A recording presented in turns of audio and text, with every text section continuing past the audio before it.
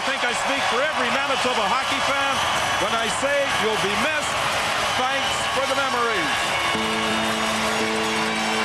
April 28, 1996, the Jets say a tearful goodbye to Winnipeg.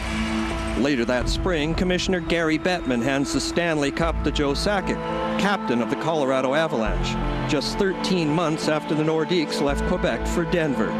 They are wounds that have never healed, and fans across Canada hope their voices can be heard by the NHL.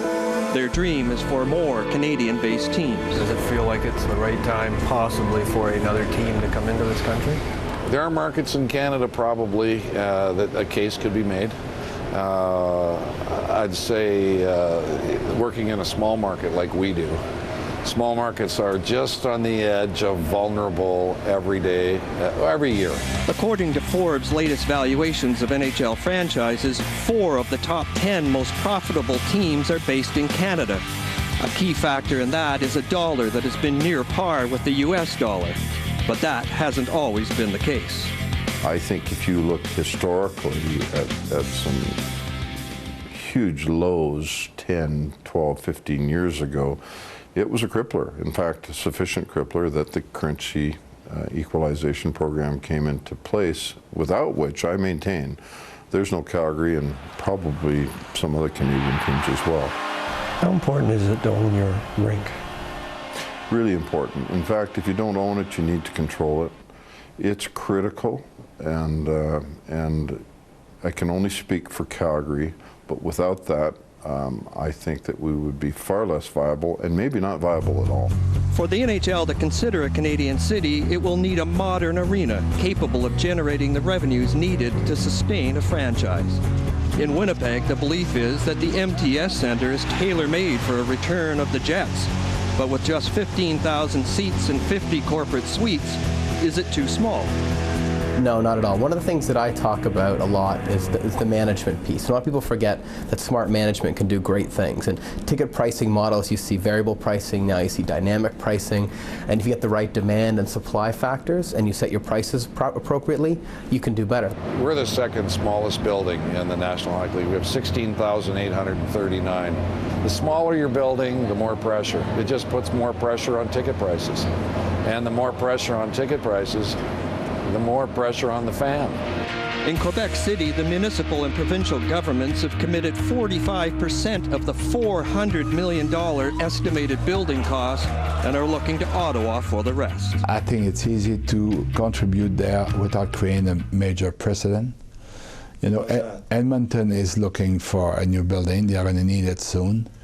I heard Calgary will too. I think it should be a program for city who are able to host an NHL team. That to keep teams who are already there, because you don't want to lose a national hockey team. We know what happened to Quebec. You don't want to do that. You know what happened to Winnipeg. You know, that was the blood of the place.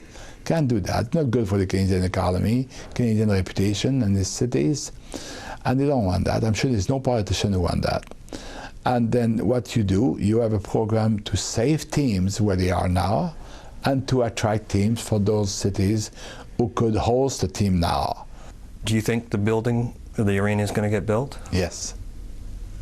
And the Nordic are going to come back. What kind of timeline are we looking at, do you think? Shortest possible. I don't think we make a big mistake by 3-4 years. There's no doubting the passion is there for more Canadian teams. But does it make enough business sense for corporations or wealthy individuals to make the investment? These people are not wired to lose money, and they're used to being very successful.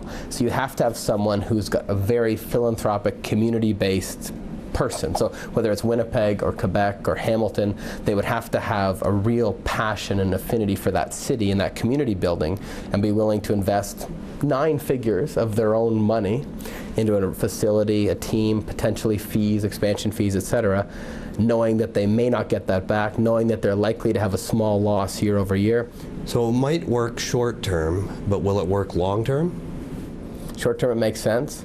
Long term would be I'd say the $1 million question would be more like the $1 billion question.